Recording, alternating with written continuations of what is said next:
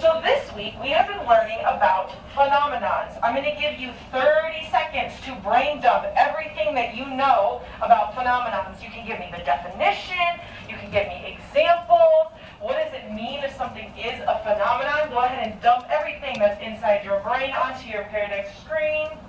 Excellent, Jesus, right away. Great, Josue. Good, and Michael, just do your best.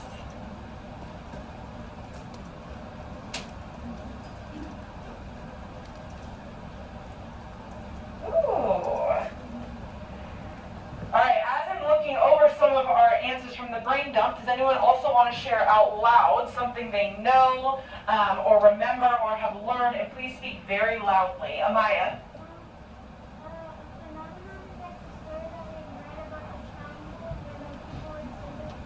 She gave us an example. An example of a phenomenon is the triangle where people disappear. Do you remember the name of it?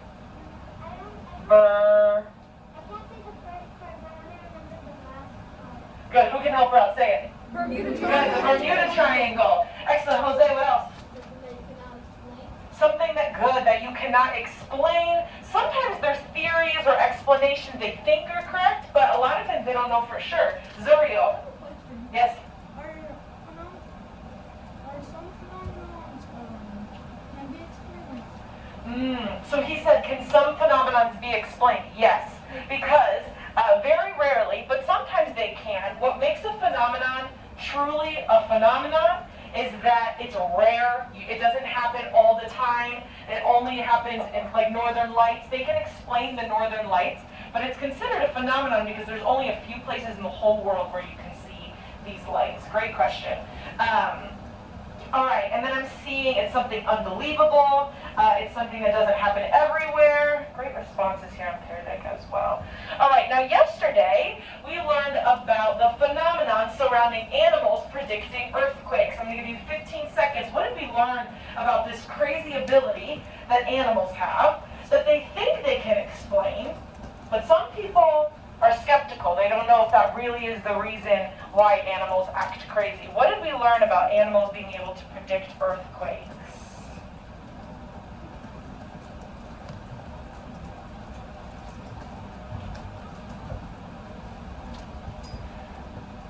Good. They can hear if an earthquake is about to happen because they can hear things that humans cannot. They sense vibrations before we do. Oh, I was hoping someone would say this. They also can smell something in the air. An animal's sense of smell is usually much better than ours. They go crazy right before an earthquake. The dogs start howling. Birds start flying into trees, right? They go nuts. Excellent, and it's a crazy phenomenon that animals are able to do this. All right, now today, some of you might already have some background knowledge surrounding today's phenomenon. We're going to be talking today about the mysteries, the weird happenings that occur during a full moon. Let's start with, raise your hand if you've ever seen a full moon before. Ooh, almost all of us, okay. So now, I want to know, what do you know about a full moon? And here's what I want to know. I mean, you can tell me if you know how often full moons occur, or what effect the moon has on Earth, or it could even be, what are some weird things that people say happen during full moons? Even if you know they're not real, you just see them on the cartoons. What are some of these myths and mysteries you hear surrounding a full moon? Ooh, full moons transform people into werewolves. This is what I saw a lot this morning too.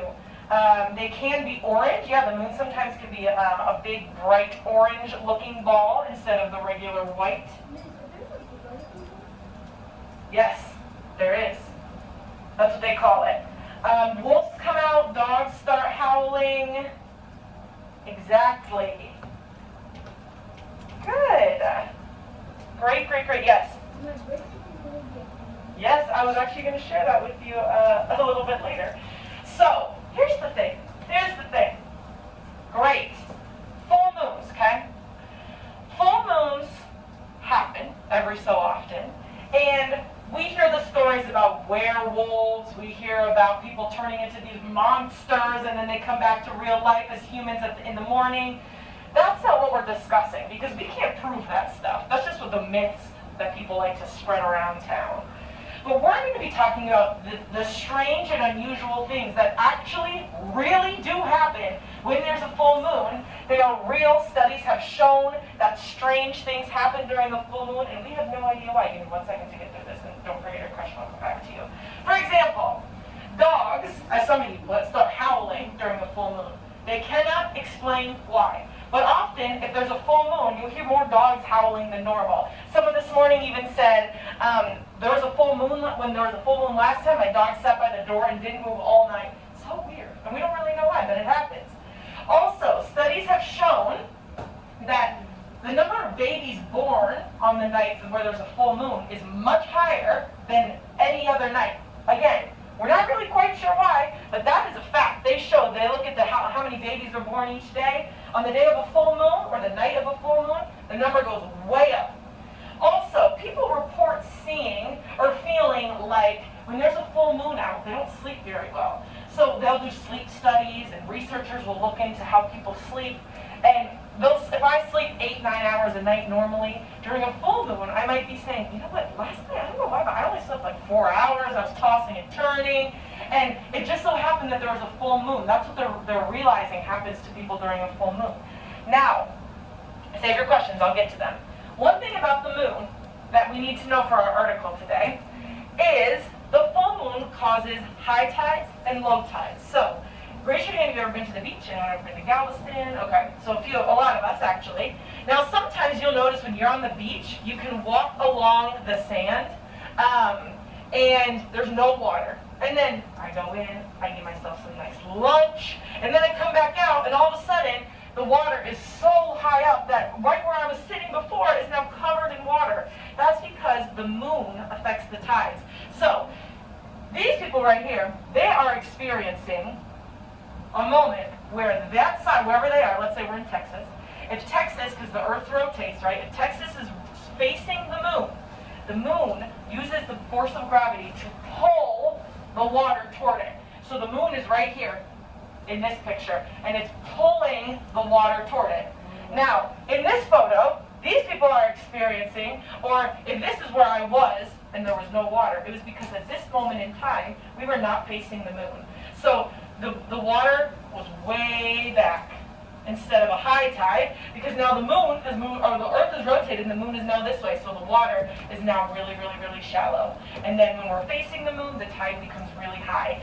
So what I'm going to show you very briefly, it's like 45 seconds, is a video, and the video is advanced. So if you don't understand some of the vocabulary being used, that's fine. All I want you to see is a visual of the earth facing the moon and the gravitational pull causing a high tide. So again, if you don't understand what I'm saying, that's okay. What causes tides? Tides are the periodic rise and fall of sea level at a particular place. When sea level rises to its greatest height, it is known as a high tide. And when the sea level drops to its lowest height, it is known as a low tide. Tides are primarily caused due to the gravitational force of the moon. But how? Part of the Earth facing the moon experiences a stronger gravitational pull towards the moon as compared to the Earth's center. So, the part facing the moon is pulled away from the center, creating a bulge, and thus, so that side of the Earth's water is experiencing a high tide, they're facing the moon. A stronger gravitational force towards the moon than the part facing away from the moon. Okay, I'm going to pause that. This part is pulled away. So this part's pulled away, they're experiencing low tide, this side is experiencing high tide. That's all I wanted you to see.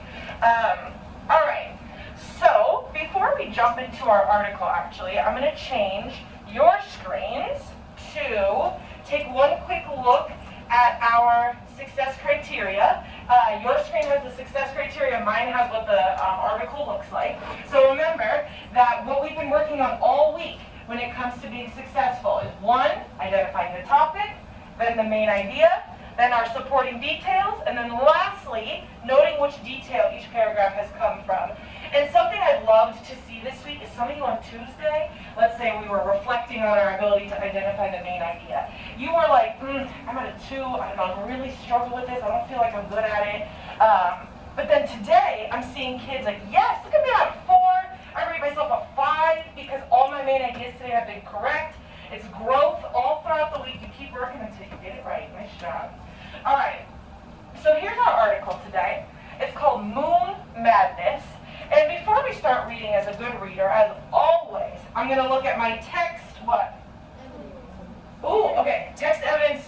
in a little bit later when I'm working with some questions, but in the beginning, I'm looking at my text. Yes, nice job.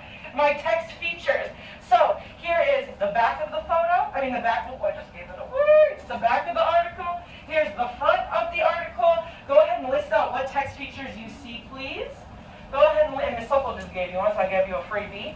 Go ahead and list out what text features you see, please. 15 seconds.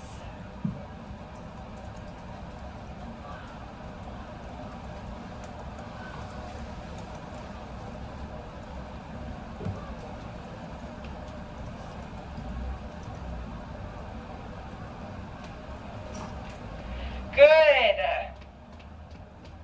I'm seeing photographs. I'm seeing the title, bold text. I'm looking for one more. I see that one. Oh, good. I see Amelia has it. I got photograph, bold text, title. What's the other one? What's the other one? Good. The caption. Excellent job. All right. And now, as a good reader, like we know, we use our text features to help us make a prediction, identify the topic. I don't just skip over them. They're not there for decoration. They're there for me to really think, why do I think the author put this in the text? What is this going to help me learn? So we have photographs, we have captions, we have titles. Based on those text features, what do you think the topic of this article is going to be? Go ahead, 10 seconds. 10, 9, gonna have Zuriel on task, Jade on task. 8, good Ivan. 7, 6, 5, 4, Mike, I need you typing Isaiah Joseph. 3, 2, what is the topic of this article? Yes, 2 and 1. Excellent. I'm seeing the topic is going to be the full moon. I'm seeing the moon make people go crazy. The full moon and its effects. The full moon and strange behavior. Ooh, excuse me. Nice job. Excellent. A full moon and madness. Great. All right. Let's go ahead and quickly reflect on our ability to identify the topic using our success criteria. 1 being the absolute lowest. I really struggle. I don't understand this at all. Be honest, it's just me and you. I'm the only one that's going to see it. Or a 5, all the way to a 5. I'm so great at this. I don't struggle every time I identify the topic. I'm on point. Go ahead and give me your number. 1, 2, 3, 4, or 5. Good. I'm seeing a lot of 3s. Quite a few 4s. Please make sure you're only putting in the numbers 1, 2, 3, 4, and 5. Perfect. Yes, I would agree that I'm seeing a lot of 3s and 4s, and that's where I would rate us as well. Your topics are strong. Great, and a huge improvement since Tuesday. All right, we're going to go ahead and read a little bit together, and then we're going to jump into some main idea practice and our stop and jot. Now, wait till you hear what goes on when there's a full moon. It is. We thought yesterday those animals were going berserk when they felt an earthquake. Wait till you hear what happens when there's a full moon. All right, paragraph 1. I have Dylan's eyes ready, Karen's eyes ready. Perfect. Can a full moon drive people crazy? Does it make dogs howl more often at night or cause fish to jump? Does it inspire criminals to rob and kill more? Does the full moon make weird individuals act even weirder? And does it make emergency rooms fill up because there are more injuries and accidents? Moon madness isn't a new idea. Throughout history, people have believed that a full moon really does cause unusual behavior. In fact, the word lunatic comes from the Latin word luna, which means moon. Today, this belief is still shared by many workers in emergency rooms and crisis centers. Police and 911 operators, too, say they get more calls during a full moon. These operators also say they get more strange calls. We get weirder calls. Stupid stuff, said Connie Kelson, a police dispatcher from Salt Lake City. One caller kept yelling, "I'm having lizards! I'm having lizards!" Another caller screamed, "The golf balls are coming! The golf balls are coming!" Oh, my goodness gracious. It's one thing when animals act crazy, right? Because they're animals. But then when people behave like this, we just got to think, what is going on? Before we do our stop and jot, a fun fact that you can go home and tell your parents, your granny, your aunt, your uncle, is that the word lunatic actually from the word luna, which means moon. So that is a fun fact to take home with you today. All right, I'm going to give you 1 minute. Go ahead and start your stop and jot for me. Think about overall, right, what was this section talking about? You're not the author. You don't need to rewrite this whole section. Just think about what were the main ideas, the important ideas that this section talked about. Timer's on, 1 minute.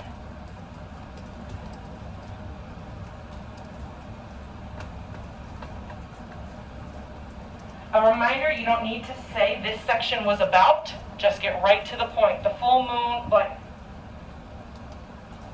Wow, these look good. These look good.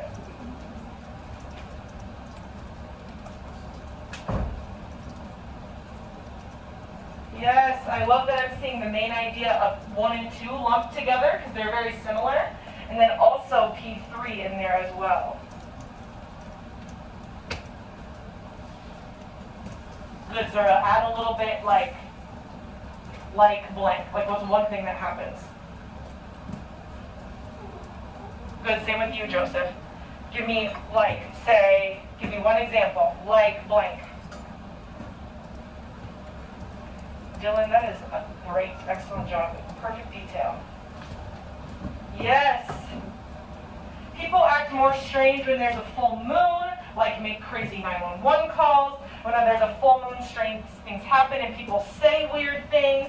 People go crazy and so do animals during a full moon. Yes, yes, yes. All right, Tavian, real quick, what's your question? So, if this happens every 20 years, does that mean this happens every month? About. Good question. All right, my main idea, expert in the room. It's time to put our skill set to the test. Now here's the good thing. Our stop and jots already discussed the main idea of the section. So in a moment when I ask you to tell me what is the main idea of paragraphs 1 through 3, all you have to do is think back to your what? Main idea. Ooh, hold on. Let me ask that one more time. You just did something that was basically telling me the main idea. So when I fill in my main idea graphic organizer, I'm just going to think back to my stop and jot. That's telling me as a good reader, what was this mainly about? All right, 1 minute. What were paragraphs 1 through 3 mainly about? Some of you won't even need a minute. Just think about what did we just write that our paragraphs 1 through 3 were mainly about?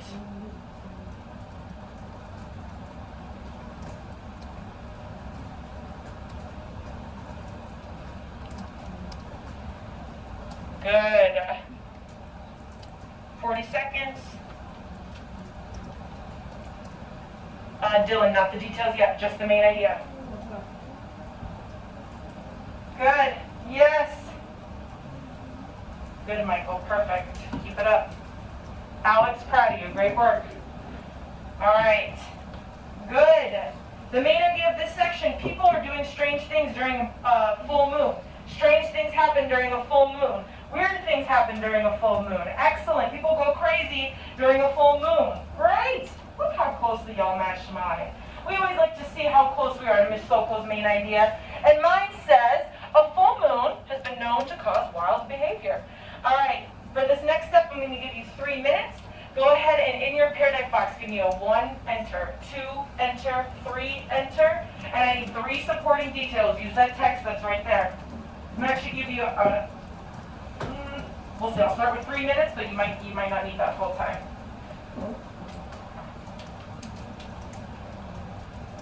Excellent. 5th grade, you're on one today. Nice job. Joseph and Isaiah, let's move, please.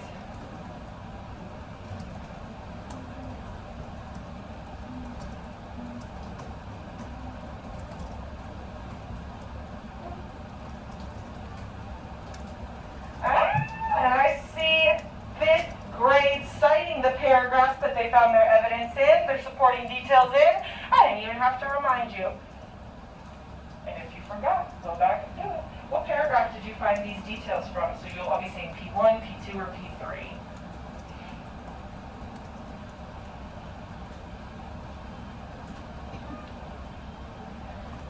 Oh, that's a great detail. How do I know it's causing wild behavior? Someone is saying the lizards are coming, P3. Police office operators got weird calls, P2. Nice job. Remember, your supporting details are exactly what the texts say. Please don't summarize the details. Find an exact sentence, one detail. What's another sentence? Your second detail. Good. The golf balls are coming. That's another way that example of wild behavior. P3.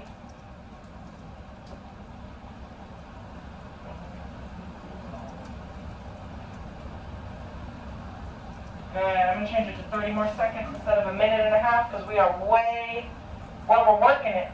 We're way ahead.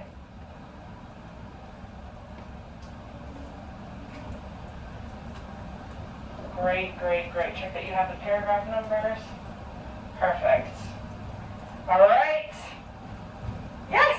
Look at how closely your details match mine too. Some of you have the same exact ones. They don't have to be the exact same because other details work as well. But I said lunatic comes from the word luna, P2. That's one way I know that the full moon is known to cause wild behavior. 911 operators get more phone calls, P2. I'm having lizards, P3. All right, real quick reflection. We're in the step 2 of our success criteria. How do you rate yourself in identifying that main idea, just then of that section? A 1, a 2, a 3, a 4, or a 5. Check your box, please. Make sure you just have that one single number. Perfect. Good. I'm seeing a lot of 3s and 4s. Good, good. A couple 5s. Good. All right, and what about those supporting details? When I just asked you, how did you know that this was mostly about people going crazy? Z, make sure you're with me. How do I know that this was mostly about wild behavior? How did you think you did with those details? Oh, I'm seeing 4s and 5s, and you know what? I would agree. Based on that, all of our supporting details were on point. I feel like we got a lot of 4s that time around. Nice job. And then lastly, what about noting where each one came from? What about noting where each one came from? And be honest, if you struggled with that, put a 2, put a 1 where you're really at. I'm the only one that's going to see it, and then we grow from there. Oh yes, I see a lot of 4s, a lot of 5s. I actually would agree you do excellent with that as well. All right.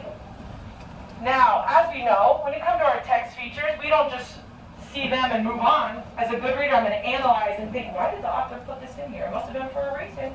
I have a question for you. So obviously, we can tell based on this photograph, this is a photograph of what? A tractor. Now here's my question to you. Nobody got it right last class. I wonder if anyone in here will. Why do you infer that the author put a photograph of a tractor in the text? Think about, well, I know tractors are used to plow and to plant things, but think about what was this story talking about? How did a tractor have anything to do with that? Type it for me, Alex. You got good thoughts. I want to hear them.